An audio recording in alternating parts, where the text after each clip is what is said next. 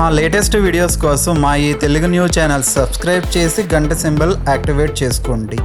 రేపు బుధవారం, పైగా అమావాస్య ముందు రోజు, చాలా శక్తివంతమైన రోజు కనుక ఈరోజు రాత్రికి 2 లవంగాలతో ఇలా చేయండి. తెల్లారేసరికి మీకు ఉన్న కష్టాలు పోతాయి. రాత్రికి రాత్రే మీ జీవితం మారిపోతుంది. మీ సుడి తిరిగిపోతుంది. అద్భుతమైన ఫలితాలు వస్తాయి. నోట్ల కట్టలు వచ్చి పడతాయి. ఎందుకంటే లవంగాలకు మన జీవితాన్ని మార్చేసే శక్తి ఉంటుంది. మన బ్రతుకులను మార్చేసే శక్తి ఉంటుంది. మనకు ఉన్న కష్టాలను తొలగించి మనల్ని గొప్ప ధనవంతులుగా మార్చేసే పవర్సు లవంగాలకు ఉంటాయి. అందుకే పరిహార శాస్త్రంలో లవంగాలకు ఎంతో ప్రాధాన్యతను ఇస్తారు. లవంగాలతో ఎటువంటి పరిహారాలు చేసినా 100కు 100% ఫలితాలు వస్తాయి. లవంగాలంటే లక్ష్మీదేవికి కూడా చాలా ఇష్టం.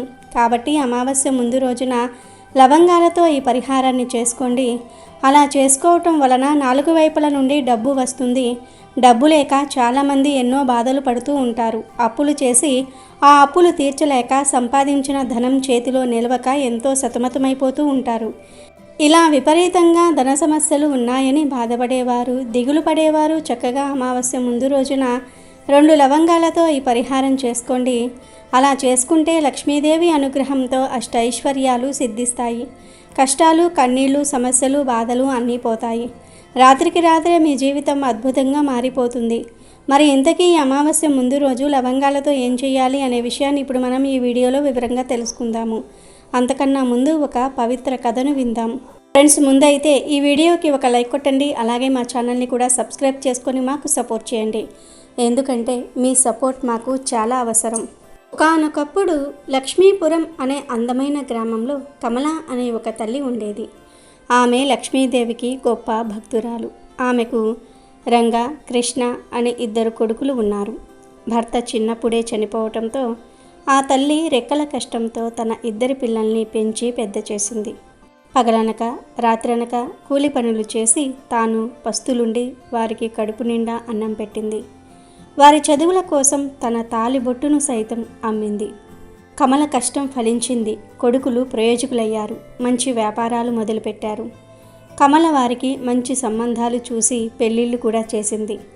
పెద్ద కోడలు స్వాతి, చిన్న కోడలు లావణ్య, 2 కొడుకులు 2 కోడలతో ఆ ఇల్లు ఎప్పుడూ సంతోషాల హరివిల్లులా కలకలలాడుతూ ఉండేది. ఒకరోజు కమల తన ప్రాణ స్నేహితురాలైన వనజతో మాట్లాడుతూ, చూశావా వనజ, నా కుటుంబం ఎంత ఆనందంగా ఉందో. అంతా ఆ అమ్మవారి దయ.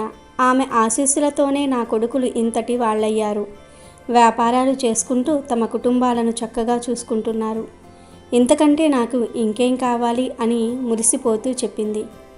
అందుకు వనజ నవ్వి, నీ ఆనందం నాకు అర్థమైంది కమల. కానీ ఒక్క మాట చెప్తాను విను. ఇప్పుడే కదా పెళ్ళిళ్ళు అయ్యాయి.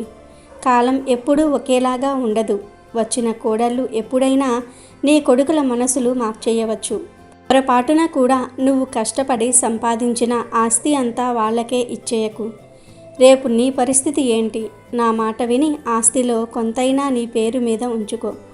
వృద్ధాప్యంలో నీ చెయ్యి చాచే పరిస్థితి రాకూడదు అని హితవు పలికింది. కానీ కమలకు తన కొడుకులపై గుడ్డి నమ్మకం. చిచ్చి, నా కొడుకులు అలాంటి వాళ్ళు కాదు వనజ. వాళ్ళు నా ప్రాణం, నన్ను ఎప్పటికీ కష్టపెట్టరు అని ధీమాగా చెప్పింది. కానీ వనజ చెప్పినట్టే జరిగింది. పెద్ద కోడలు స్వాతి మనసులో దురాలోచన మొదలయ్యింది. ఆమె ఒకరోజు రాత్రి భర్త రంగతో, ఏమండి, ఇంకా ఎన్ని రోజులని మీరు మీ తమ్ముడు కలిసి వ్యాపారం చేస్తారు? కష్టమంతా మీది, సుఖమంతా వాడిది. లాభాల్లో సగం వాడికే పోతుంది. మనం వేరుగా వ్యాపారం పెట్టుకుంటే ఇంకా బాగా సంపాదించుకోవచ్చు. వెంటనే అత్తయ్య గారిని అడిగి మన వాటా మనం తీసుకుందాం అని నూరిపోసింది. అదేవిధంగా చిన్న కోడలు లావణ్య కూడా కృష్ణ మనసులో విషం నింపింది. అన్నదమ్ములిద్దరూ తమ భార్యల మాటలకు లొంగిపోయారు. 2 కలిసి తల్లి దగ్గరకు వెళ్ళి, అమ్మ, మేమిద్దరం విడివిడిగా వ్యాపారం చేసుకోవాలనుకుంటున్నాం. దయచేసి ఆస్తిని 2 భాగాలు చేసి మాకు పంచివ్వు అని అడిగారు. కొడుకుల మాటలకు కమల గుండె పగిలినంత పనయింది. కానీ వారి సంతోషం కోసం ఆ తల్లి ఏదైనా చేస్తుందని నిరూపిస్తూ, సరేరా, మీ ఇష్టం అని చెప్పి తన కష్టార్జితం మొత్తాన్ని 2 భాగాలు చేసి కొడుకులకు రాసిచ్చేసింది. తన కోసం చిల్లి గవ్వ కూడా ఉంచుకోలేదు. ఆ తల్లి ప్రేమకు వెలకట్టగలమా? ఆస్తి చేతికి చిక్కిన మరుక్షణం నుండి కొడుకుల ప్రవర్తనలో మార్పు మొదలయ్యింది. తల్లిపై ప్రేమ మాయమైంది.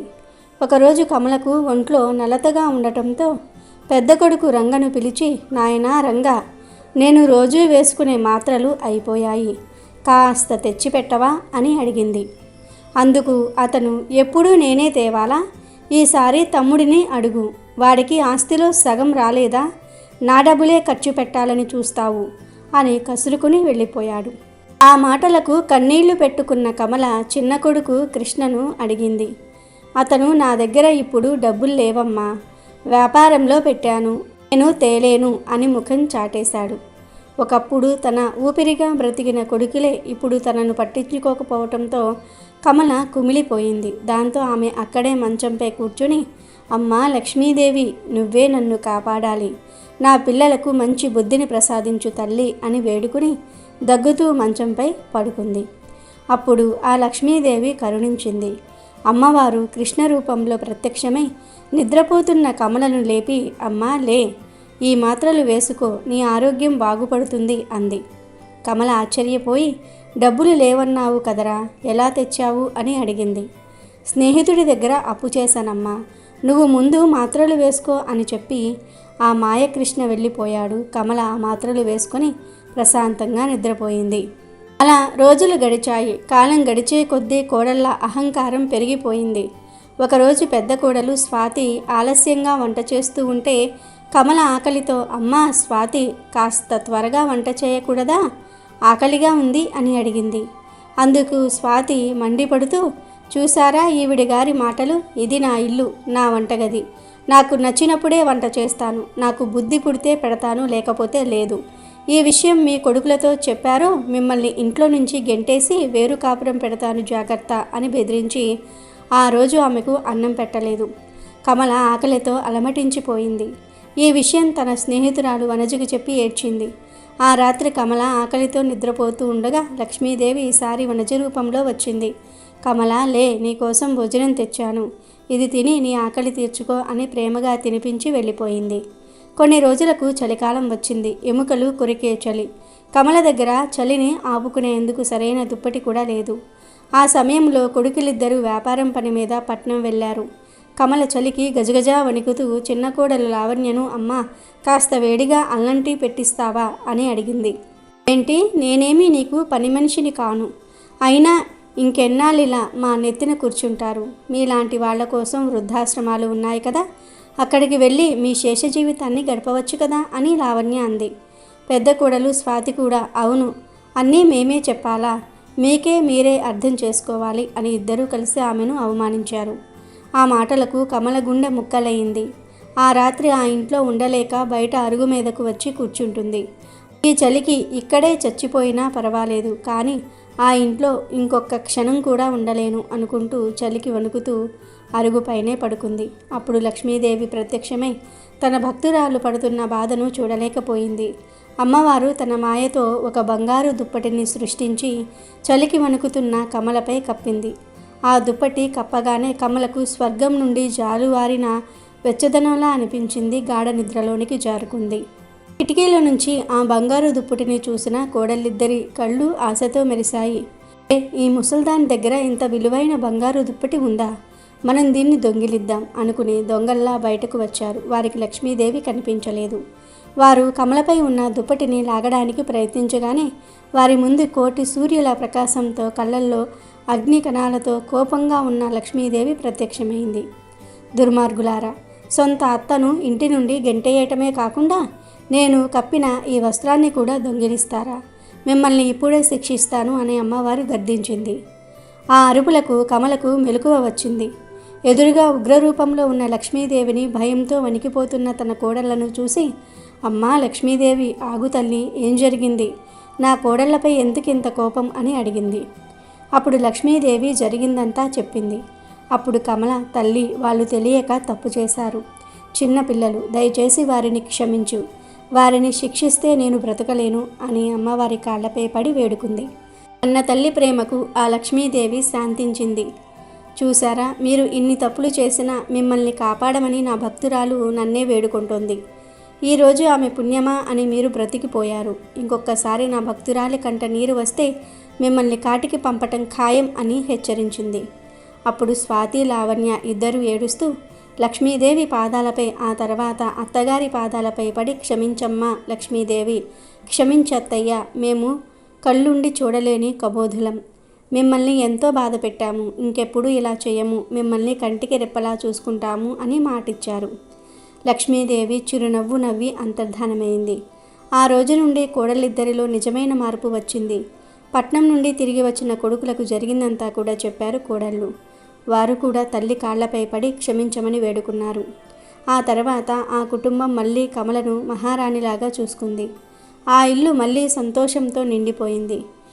కష్టాల్లో ఉన్న భక్తులను ఆ తల్లి ఎప్పటికీ విడువదని ఈ కథ ద్వారా తెలుసుకోవచ్చు. ఇంకా వీడియోలోకి వస్తే, ఎవరైతే తీవ్రమైన ఆర్థిక ఇబ్బందులతో సతమతమవుతూ ఉన్నారో, అప్పులు తీర్చలేక, అప్పులకు వడ్డీలు కట్టలేక కష్టపడుతూ ఉన్నారో, సంపాదించిన ధనం నిలవట్లేదని, వచ్చిన డబ్బంతా నీటిలాగా ఖర్చయిపోతుందని బాధపడుతూ ఉన్నారో, ఇంట్లో ప్రశాంతత లేదని, ఎప్పుడూ ఏదో ఒక గొడవ వస్తుందని దిగులు పడుతూ ఉన్నారో, వారందరూ కూడా ఈ పరిహారాన్ని చేసుకోవచ్చు. దీనికి పెద్దగా కష్టపడాల్సిన అవసరం కూడా లేదు. అమావాస్య ముందు రోజు రాత్రి సమయంలో ఈ పరిహారం చేసుకోవాలి. ఈ పరిహారానికి 2 మంచి లవంగాలు కావాలి. అంటే పువ్వున్న లవంగాలు కావాలి. అలాగే ఒక చిన్న మట్టి ప్రమిద కావాలి. ఒక కర్పూరం బిళ్ళ, ఒక చుక్క నువ్వుల నూనె కావాలి. ఏమీ లేదు. ఈరోజు రాత్రి సమయంలో ఒక మట్టి ప్రమిదను కానీ లేదా చిన్న కూర గిన్నెను కానీ తీసుకొని దానిలో 2 లవంగాలు వేయండి. ఎందుకంటే లవంగాలకు మన కష్టాలను తొలగించి ధనాన్ని అట్రాక్ట్ చేసే శక్తి ఉంటుంది. లక్ష్మీదేవిని అట్రాక్ట్ చేసే శక్తి ఉంటుంది. కనుక ముందు 2 లవంగాలు వేయండి. ఆ తర్వాత ఆ లవంగాల మీద కొద్దిగా, అంటే ఒక చుక్క నువ్వుల నూనెను పోయండి. ఆ పైన కర్పూరం బిళ్ళను పెట్టండి. తర్వాత ఈ ప్రమిదను లేదా గిన్నెను తీసుకుని వెళ్ళి మీ ఇంట్లో ఏదో ఒక గదిలో ఈశాన్య మూలల్లో పెట్టండి. అగ్గిపుల్లతో కర్పూరాన్ని వెలిగించండి. వెలిగించే ముందు ఆ ప్రమిదకు మీ కోరికను చెప్పుకోండి. అంటే, మాకుండే కష్టాలు పోవాలి, అప్పులు తీరాలి, మా జీవితాలు కూడా మారాలి అని మనస్ఫూర్తిగా సంకల్పం చెప్పుకోండి. ఆ తర్వాత అగ్గిపుల్లతో కర్పూరాన్ని వెలిగించండి. అప్పుడు లవంగాలు కూడా పూర్తిగా కాలిపోతాయి. లవంగాలతో పాటు మీ కష్టాలు కూడా కాలిపోతాయి. మీకు ఉన్న దరిద్ర బాధలు పోతాయి. లక్ష్మీదేవి అనుగ్రహంతో ధనం మీ వైపు అట్రాక్ట్ అవుతుంది. లాస్ట్లో బూడిద మిగులుతుంది. ఆ బూడిదను షింక్లో పడేయండి, లేదంటే పిచ్చి మొక్క మొదట్లో పడేయండి. ఈ చిన్న పరిహారం చేసుకుంటే ఖచ్చితంగా రాత్రికి రాత్రే కష్టాలు పోతాయి. నోట్ల కట్టలు వచ్చి పడతాయి. మీ జీవితం అద్భుతంగా మారిపోతుంది. కనుక మీరు కూడా అమావాస్య ముందు రోజు లవంగాలతో ఈ చిన్న పరిహారాన్ని చేసి శుభ ఫలితాలను పొందండి. రేపు అమావాస్య ముందు రోజు చాలా శక్తివంతమైన రోజు. అమావాస్యకే కాదు, అమావాస్య ముందు రోజుకు కూడా ఎంతో ప్రాముఖ్యత ఉంది. అయితే ఈరోజు రాత్రి 9 గంటలకు ఒక నిమ్మకాయను రోడ్డు మీద పడవేయండి చాలు. 60 నిమిషాల్లో ఇంట్లో ధనవర్షం కురుస్తుంది. మీకు ఉన్న కష్టాలన్నీ కూడా పోతాయి. అమావాస్య ముందు రోజు ఒక నిమ్మకాయతో ఇలా చేస్తే చాలు, మీకు పట్టిన దరిద్రమంతా కూడా పోతుంది. చక్కటి యోగాలు కలుగుతాయి. ధనయోగం ప్రాప్తిస్తుంది. మీకు ఉండే ఇబ్బందులన్నీ కూడా తొలగిపోతాయి. ఐశ్వర్యాలు ప్రాప్తిస్తాయి. కనుక అమావాస్య ముందు రోజు నిమ్మకాయను ఇలా రోడ్డు మీద పడవేయండి. ఎందుకంటే అమావాస్య ముందు రోజుకు చాలా ప్రాముఖ్యత ఉంటుంది, చాలా పవర్ ఉంటుంది. నెలకు ఒక్కసారి అమావాస్య తిథి వస్తుంది. ఆ అమావాస్యకు ముందు రోజున ఈ నిమ్మకాయ పరిహారం చేసుకోవాలి. ఈ నిమ్మకాయ ఎంతో శక్తివంతమైన పండు. నిమ్మకాయతో నెగిటివ్ ఎనర్జీని, దిష్టి దోషాలను కూడా ఈజీగా తొలగించుకోవచ్చు. నిమ్మకాయ చాలా పవర్ను కలిగి ఉంటుంది. అమావాస్య ముందు రోజున నిమ్మకాయతో పరిహారం చేయటం వలన చాలా మంచి ఫలితాలు వస్తాయి. దరిద్రాలను పోగొడుతుంది. ఇబ్బందులన్నీ కూడా తొలగిపోతాయి. ఆరోగ్యాలతో చక్కగా బ్రతికే యోగం వస్తుంది. కాబట్టి ఎవ్వరూ కూడా ఈ అవకాశాన్ని వదులుకోవద్దు. అమావాస్య ముందు రోజు అందరూ నిమ్మకాయ పరిహారాన్ని తప్పక చేయండి. మరి ఇంతకీ అమావాస్య ముందు రోజున నిమ్మకాయతో ఏం చేయాలి అనే విషయాన్ని ఇప్పుడు మనం ఈ వీడియోలో వివరంగా తెలుసుకుందాము. అమావాస్య ముందు రోజున చక్కగా ఉదయం లేచి శుచిగా స్నానం చేసుకొని ఇల్లంతా శుభ్రం చేసుకోండి. ఆ తర్వాత ఈ నిమ్మకాయను 2 ముక్కలుగా కట్ చేయండి. అంటే అడ్డంగా కట్ చేయండి. ఆ తర్వాత ఈ నిమ్మకాయ ముక్కలకు ఒక్కోదానికి 2 లవంగాలు గుచ్చండి. ఆ పైన కొంచెం పసుపు కుంకుమలను కూడా చల్లండి. లవంగాలు, పసుపు, కుంకుమలు, నిమ్మకాయ అన్నీ కూడా చాలా ఈజీగా చెడును, నెగిటివ్ ఎనర్జీని లాగేసుకుంటాయి. ఎంతో శక్తివంతమైన పదార్థాలు గనుక ముందు నిమ్మకాయను కట్ చేసి 2 లవంగాలను గుచ్చి పసుపు కుంకుమలు చల్లండి. తర్వాత ఈ 2 నిమ్మకాయల ముక్కలను తీసుకుని వెళ్ళి మీ ఇంటి మెయిన్ డోర్ ముందు 2 వైపులా కూడా ఒక్కో ముక్క పెట్టి వదిలివేయండి. ఆ రోజంతా ఇక వాటిని కదపకుండా అలా వదిలివేయండి. మళ్ళీ ఈరోజు రాత్రి కరెక్ట్గా 9 గంటలకు ఆ నిమ్మకాయ ముక్కలను తీసి ఎక్కడైనా సరే రోడ్డు మీద పడేసి వెనక్కి తిరిగి చూడకుండా ఇంటికి వచ్చేయండి. ఇంట్లోకి వెళ్లే ముందు కాళ్ళు చేతులు కడుక్కొని వెళ్ళండి. ప్రతి నెలలో అమావాస్యకు ముందు రోజున ఈ చిన్న పరిహారం చేస్తే తిరిగిలేని రాజయోగం పడుతుంది. కష్టాలు కన్నీళ్లు పోతాయి. దిష్టి నెగిటివ్ ఎనర్జీ పోతాయి. ఈ పరిహారం చేసిన 60 నిమిషాల్లో మీకు ఏదో ఒక మంచి జరుగుతుంది. మీరు ఏదో ఒక విధంగా శుభవార్త వింటారు. ఇంట్లో ధనవర్షం కురుస్తుంది కనుక మీరు కూడా అమావాస్య ముందు రోజు నిమ్మకాయతో ఈ పరిహారం చేసి శుభ ఫలితాలను పొందండి. వీడియో నచ్చితే లైక్ చేయండి, షేర్ చేయండి, బట్ సబ్స్క్రైబ్ చేసుకోవడం మర్చిపోవద్దు.